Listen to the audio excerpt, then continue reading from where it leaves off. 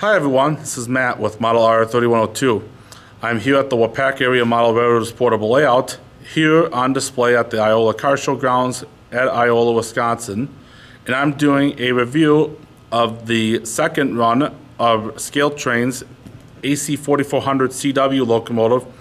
This one decorated for the CEFX Bluebird scheme number 1029. With ESU Loksound 5 DCC and sound decoder. This locomotive retails or sells for $304.99 with DCC and Loksound, and $204.99 for the DCC ready version. ScaleTrains did a bunch of paint schemes for this second round of AC4400s, including CSX, Union Pacific, Ferromex, and a few others that I could name off right now, but they're just not blinking. So anyways, this locomotive was just released on the shelves at hobby stores and at the ScaleTrains warehouse. This locomotive was announced last summer and have just started to ship out to customers worldwide. So let's get this product review started, shall we? So as I stated, this is the CEFX paint scheme that I am reviewing. And here's a quick unboxing of the locomotive. Just a nice usual cardboard box. Two-piece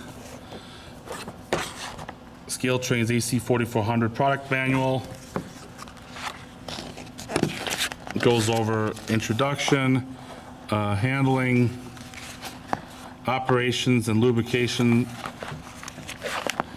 DCC and sound slots, functions, along with ESU power pack, basic programming notes, especially if you have a Digitrax system, including some of the CVs, advanced consisting, etc., etc. Got a piece of foam to take off. So a little bit of history about the CEFX AC4400s that ScaleTrains did.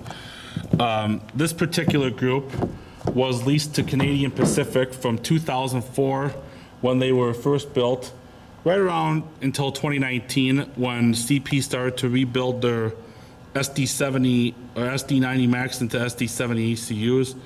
Once the SD70 ECUs were starting to roll out, CP started to send the CEFX AC4400s back to their leasers.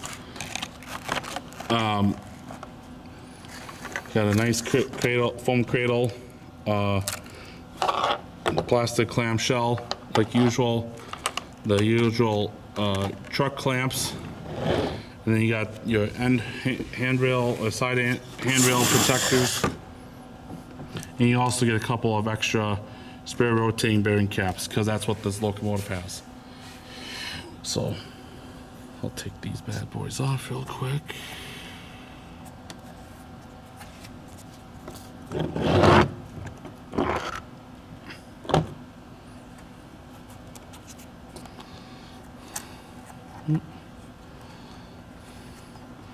Just popped a couple of handrail stanchions. That's not a big deal.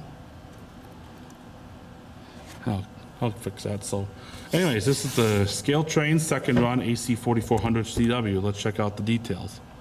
All right, let's check out some of the details on the CEFX AC4400CW. So as I stated earlier, this locomotive or this group of AC4400s from 1026 to 1059 released to Canadian Pacific from when they were built first in 2004 until 2019 when the SD70 ECUs were getting rebuilt. With that being said, all of these CEFX AC4400s in this specific group were built to CP standards. So start at the front, got your low mounted headlight, number boards mounted to the nose of the locomotive, a lot of separately applied grab irons, including up top, on the nose, in front of the nose, dual train line air hoses for coal service and whatnot.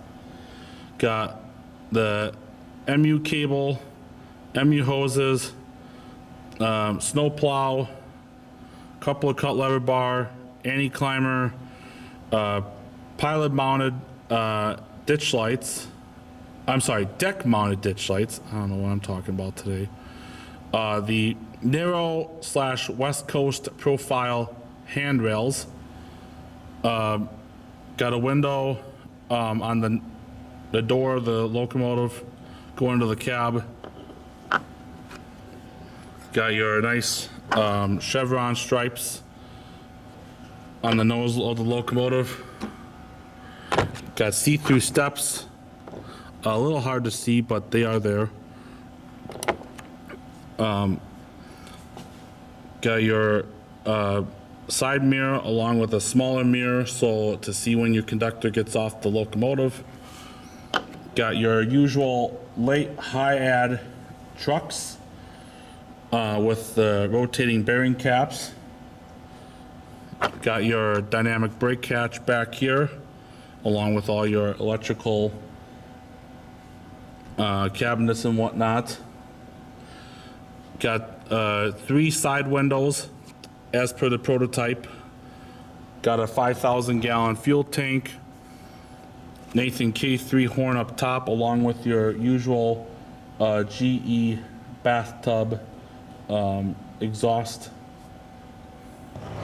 Going back towards the long hood, you got the radiator. You got your air tanks alongside of the fuel tank.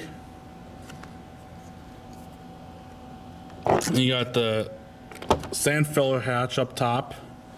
Dual vertical mounted headlight as per the later CP specified, as later specified by CP. Again, narrow / West Coast style handrails. Dual train line air hoses, coupler cut lever bar, MU hoses, MU cable, spare knuckles. On this end, you got plastic brake wheel chain for the handbrake, which is right here. Move on down, more details with the fuel tank, your GE steel bell, dynamic brake hatch back there with the 2 vents. On the cab, you got your air conditioner right there, as well as your usual side mirror and the 3 windows on the side of the cab. Underneath the locomotive, really not a whole lot going on. They don't have the traction motor cables like some of the other manufacturers have been starting to put out, like Rapido and Aurora. This locomotive does not have the ground lights as per the prototype. And then up top, you got the 3 Sinclair antennas, just like how CP would have specified them back in the day, along with the EOT antenna up top. Lots of warning labels up top and including on the side of the locomotive. And then you also got the Type E coupler that ScaleTrains puts on these. The real CEFX AC4400s all had the Type F coupler. So, and ScaleTrains hasn't done a accurate Type F coupler yet. So that would be one thing that I wouldn't mind seeing ScaleTrains doing in the near future. So. Anyways, that's just a quick little run around of the details on this locomotive. Let's get this on the track and test it, shall we? All right, got track power applied on the layout. And to start up the locomotive, all you gotta do is press F8.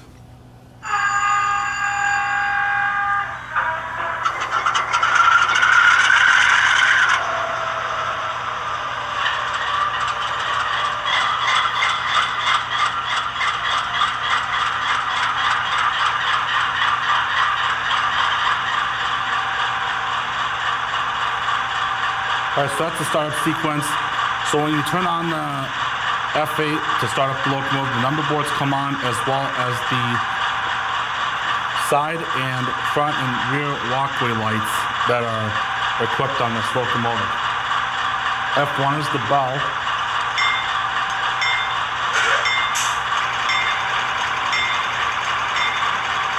And then you can change your CV 164. F2 is the horn, which should be a K3 of some sort.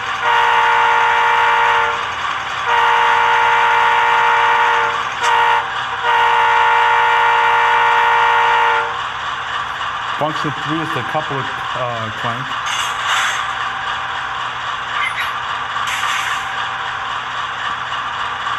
First I should turn on F0 for the headlight. That might help. Function 6 also turns on the ditch lights. Obviously the prototype does not have rear ditch lights, so they just only have the front. And the lights are directional, so when you go in reverse, the ditch lights turn off and then the front headlight goes away. Now you got it back and forward. F7 does nothing. Function 5 is the DPU light, which I can confirm is on. So now when I turn the locomotive in reverse, the front headlight will come on as dim.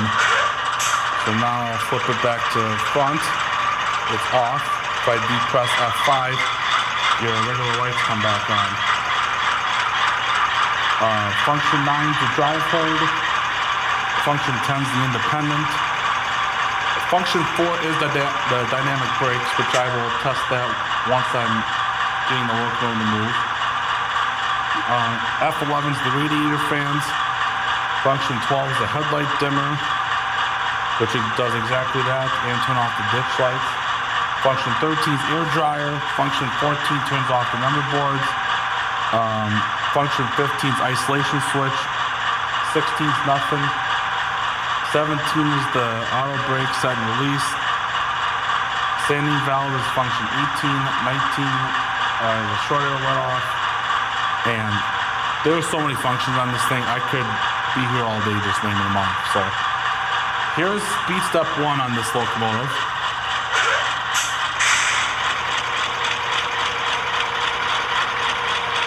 And then with newer ESU V5 sound files, you hear the very loud GE traction motors when the locomotive is in motion.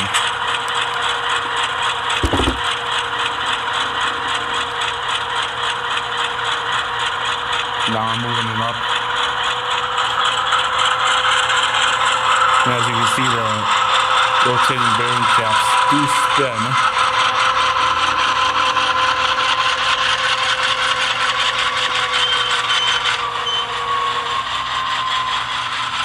I got the headlight on, reverse.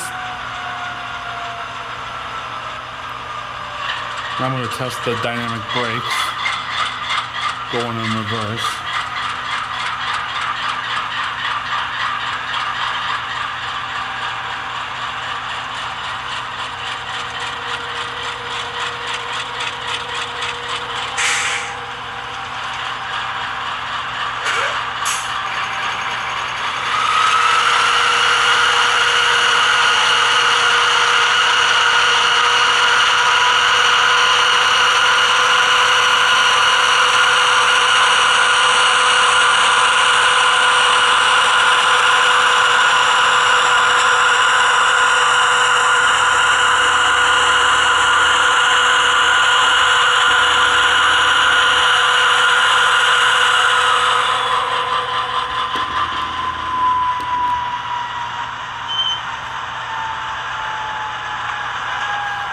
And as with all ScaleTrains river counter locomotives equipped with ESU Loksound, DCC and sound, they all have dual sugar cube speakers as well as ESU integrated power packs integrated into the motherboard. So if I take the locomotive off,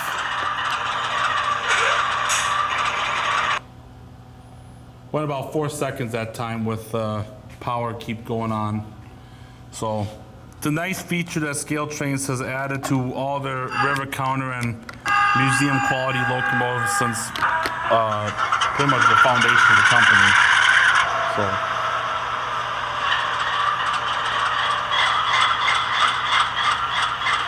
And you heard the air compressor earlier before the locomotive dynamic brakes engaged. So again, you can change the horns and the bells with CDs 163 and 164. And you can also change the brake squeal sound and the air dryer sound and the smart start cycle on this locomotive if you want. And now I'm going to turn off the lights and the sound.